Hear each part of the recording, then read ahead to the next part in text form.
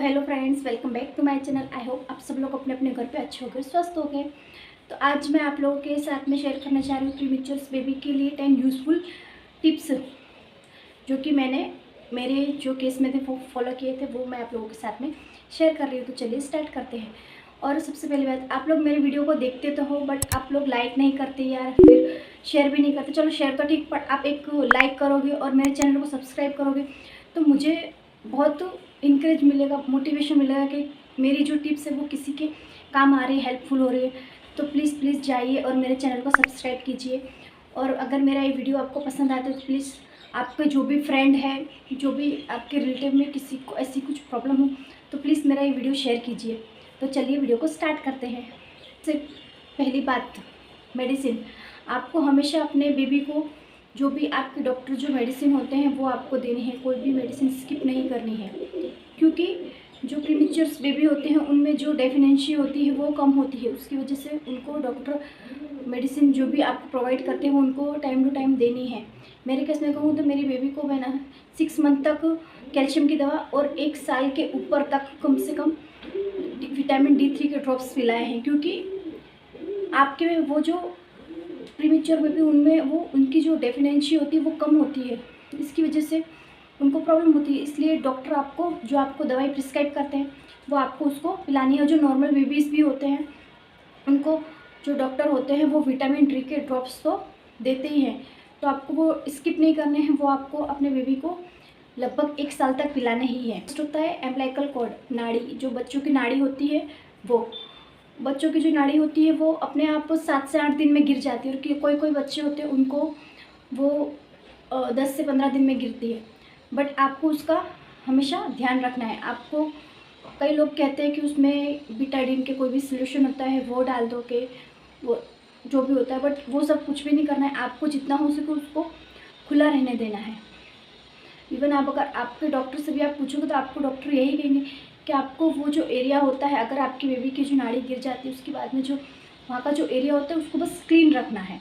कोई भी उसके अंदर कोई भी बीटाडीन या फिर कोई भी घी लगाते हैं, कोई वो नहीं लगाना है। बस आपको वो एरिया क्लीन रखना है। और हाँ, उसको आपको सिर्फ एक थोड़ा सा क्लीन रखना है। क्लीन के लिए आप गर्म पानी और कॉटन का कपड़ा लेंगे और गर्म पानी में जो कॉटन का कपड़ा डिप करके उसका जो एरिया होता है वो साफ़ कर देंगे बस, और उसको खुला छोड़ देना और उसमें कुछ भी नहीं करना है। अगर वो जो एरिया है उसमें अगर आपको कुछ जैसे कि लाल तरह का दिख रहा है या थोड़ा पस जैसा लग रहा है तो आप इमीडिएटली अपने डॉक्टर के पास में विजिट करेंगे।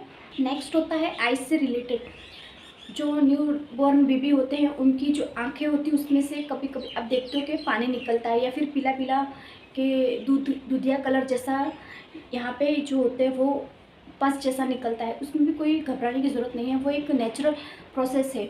जो बेबी के जो टीयर टंक होते हैं वो ओपन होते हैं, उसका वो साइन होता है।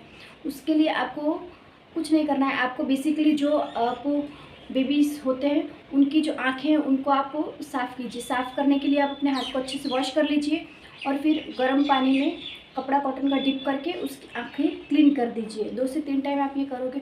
और उसके अलावा आप बेबी को मसाज के लिए आप अपने हाथों को बच्चों के यहाँ पे रखेंगे। यहाँ ये जो एरिया होता है आँख के जो कोने के यहाँ पे होता है, यहाँ से लेके यहाँ पे बस आप ऐसे ऐसे उसको ऐसे प्रेशर करेंगे और ऐसे करेंगे, ऐसे ऐसे ऐसे। अब 4 से 5 बार आप ये प्रोसेस कीजिए दिन में। आपका बेबी को 2 से 3 दिन में अपने आप आराम हो जाता है। नहीं होता है तो आप एक बार अपने डॉक्टर से विजिट करिए, वो आपको बेबी के आँख में डालने के लिए एक आई ड्रॉप्स देंगे, उससे बेबी को आराम पड़ जाता है। बट आप घर में ये करोगे तो उससे बेबी को आराम पड़ ही जाएगा। फोर्थ होता है बेबीज़ के नाक से रिलेटेड।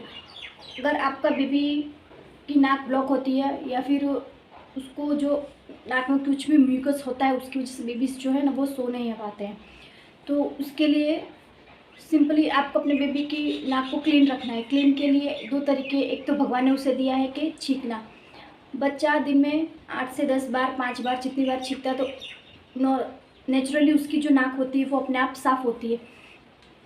बट उसके अलावा भी अगर बेबी की यहाँ पे आपको नाक या कुछ भी म्यूकस सा दिखता है तो आप सिंपली कॉटन के कपड़े से उसको साफ़ कर सकते हो। अगर बेबीज़ की नाक में आपको ऊपर या फिर अंदर की तरफ कुछ भी दिख रहा है तो आप उसको ऐसा मत कीजिए कि आप उसको साफ़ कीजिए कि ईयरबड्स से उसको निकलने की कोशिश, नहीं, वो अपने आप निकल जाएगा। बट और जो नॉर्मली जो आपकी जो बेबी की नाक क्लीन होती है, वो जब आप अपने बेबी को नहलाते हो तब वो अपने आप क्लीन हो जाती है। जो भी गर्म पानी से आप उसको डालते हो तो वो क्लीन हो जाती है। उसके अलावा आप जो नेज़ल सलाइना ड्रॉप है उसका भी यूज़ कर सकते हो, उससे भी आपकी बेबी की जो नाक होती है वो क्लीन हो जाती है। तो आप इस तरीके से नॉर्मली जो अपनी बेबी की नाक है उसको क्लीन रख सकते हैं। नेक्स्ट होता है नेल केयर।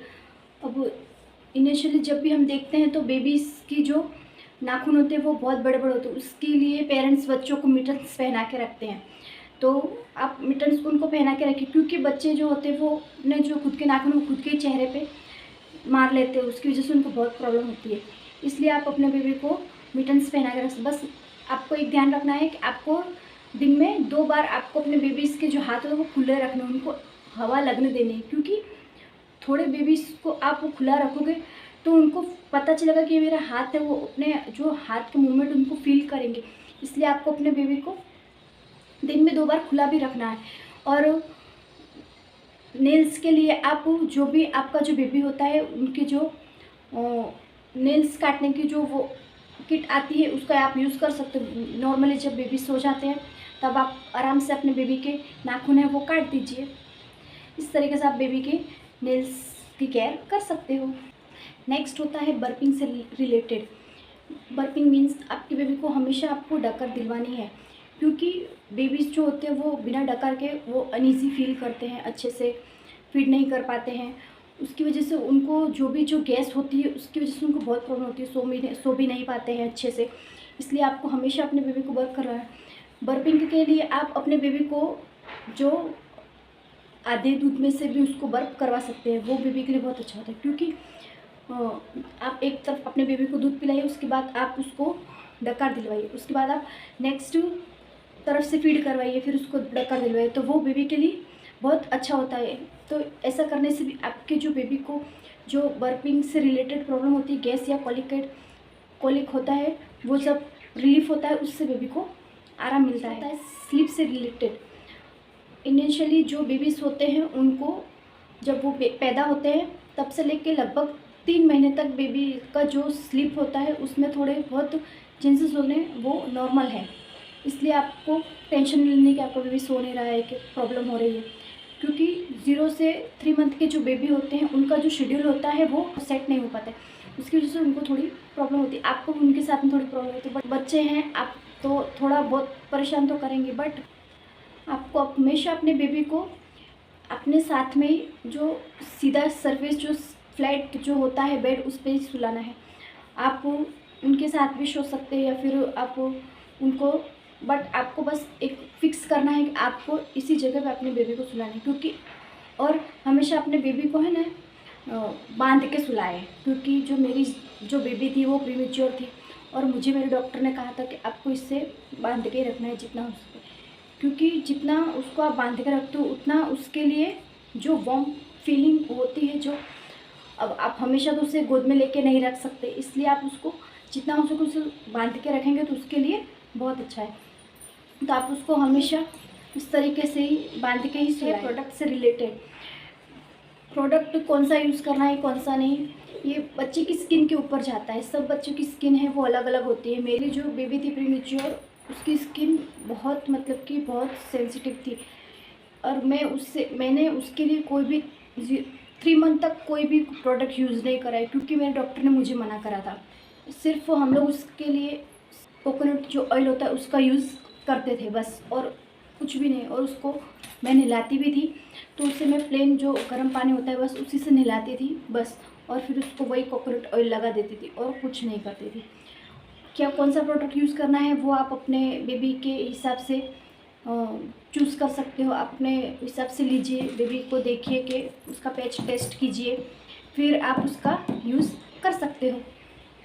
सिंपल। नेक्स्ट होता है रैशेस रिलेटेड। जो बेबी होते हैं उनकी जो स्किन होती है वो बहुत सेंसिटिव होती है, क्योंकि जो पहले के जो 3 मंथ होते हैं उनमें उनकी जो स्किन होती है वो डेवलप हो रही होती है, उसकी वजह से बेबी को रैशेस बहुत जल्दी हो जाते हैं। तो रैशेस से बचाने के लिए आप अपने बेबी को जितना हो सके उतना आप डायपर फ्री रखिए, अगर आप अपने बेबी को डायपर पहनाते हो तो आप उसको हो सके उतना दिन में 2 से 4 बार उससे खुला रखिए, जिसकी वजह से उनको डायपर रैश नहीं होगी। इसके अलावा आप अपने बेबी को डायपर रैश की जो क्रीम आती है वो भी लगा सकते हो। लोग कहते हैं कि डायपर रैश क्रीम जब डायपर रैशेस हो जाते हैं तब लगाने का, बट ऐसा नहीं होता। डायपर रैश की क्रीम होती है वो आप अपने बेबी को जब डायपर पहनाते हो उसके पहले भी आप उसे लगाइए, फिर ही डायपर पहनाइए। तो जो भी आपको जो डायपर रैश बेबी को होते हैं उसमें वो बचाता है। तो आपको सिंपली बस आपको अपने बेबी को जो भी रैशेस है उससे प्रिवेंट करना है तो आप डायपर रैश क्रीम का यूज़ कर सकते हैं। या फिर सबसे अच्छा मैं तो मेरे बेबी के लिए कोकोनट ऑयल का ही यूज़ करती थी, क्योंकि मुझे मेरे डॉक्टर ने वही कहा था, तो मैं उसे कोकोनट ऑयल ही लगाती थी और कुछ नहीं। और हम उसे डायपर नहीं पहनाते थे, हम घर में उसे सिंपल जो कॉटन की जो लंगोटें आती है वही पहनाते थे। डायपर हम उसे सिर्फ हम बाहर कहीं जाना होता था तभी हम डायपर का यूज़ करते थे। अगर आप ऐसा कर सकते हो तो बहुत अच्छा है। नेक्स्ट एंड लास्ट होता है ड्रेसिंग। ड्रेसिंग का सिंपल सा एक रूल है। आपको आपके डॉक्टर कहते हैं कि आप जितने कपड़े पहनते हो उससे बस एक लेयर आपको अपने बेबी को ज़्यादा पहनाना है बस। हाँ, आपको अगर विंटर का समय है तो आप अपने बेबी को 2 से 3 लेयर में कपड़े पहनाइए, क्योंकि बेबी को ना ज़्यादा ठंडा होने देना है ना ज़्यादा गर्म, क्योंकि अगर बेबी ज़्यादा ठंडा हो जाता है तो भी प्रॉब्लम होती है, ज़्यादा गर्म हो तो भी प्रॉब्लम होती है। इसलिए आपको हमेशा अपने बेबी को कॉटन के कपड़े ही पहनाने हैं। ट्राई करें कि जो अगर आप विंटर में अपने बेबी को कपड़े पहना रहे हैं तो उसका जो अंदर की जो फर्स्ट लेयर होती है वो कॉटन की ही यूज़ करें, कोई भी वुलन का या फिर जो सिंथेटिक जो कपड़े होते हैं वो मत पहनाइए, क्योंकि उससे बेबी को दाने या फिर हीट रैश निकलने के चांसेस होते हैं। इसलिए आपको हमेशा अपने बेबी को कॉटन के कपड़े ही पहनाने हैं। मेरे डॉक्टर ने तो मुझे कॉटन के कपड़े ही पहनाने के लिए कहा था। और जब मेरी डिलीवरी हुई तब जनवरी का मौसम था, तो उस समय 2 मौसम था, ना ही ज़्यादा ठंडी थी ना ही ज़्यादा गर्मी थी, तो इसलिए हम उसे 2 कपड़े पहनाते थे, एक कॉटन का और उसके ऊपर एक और लेयर, ऐसे करके हम उसे 2 कपड़े पहनाते थे। तो लेयर वो आपके जो मौसम है उस हिसाब से आप लेयर ऊपर नीचे कर सकते हो, बट आपको हमेशा अपने बेबी को कॉटन के कपड़े ही पहनाने हैं। तो सो बस गाइस, ये थे थोड़े टिप्स जो कि आप अपने बेबी के साथ में अप्लाई कीजिए, और आपका भी जो न्यू बॉर्न बेबी का जो एक्सपीरियंस है वो भी मेरी तरह बहुत अच्छा होगा। तो अगर आपको मेरा ये वीडियो हेल्पफुल लगा तो प्लीज़ लाइक करें, शेयर करें, सब्सक्राइब करें, और प्लीज़ बेल आइकन को हिट करना ना भूलें ताकि नए नए वीडियो आप लोगों तक पहुँच सके। क्योंकि ये सब जो मैं आपके साथ में शेयर कर रही हूँ वो सब मेरा खुद का पर्सनल एक्सपीरियंस है, मेरे डॉक्टर ने मुझे बताया है, वो मैं आप लोगों के साथ में शेयर कर रही है नेक्स्ट वीडियो में। Bye bye.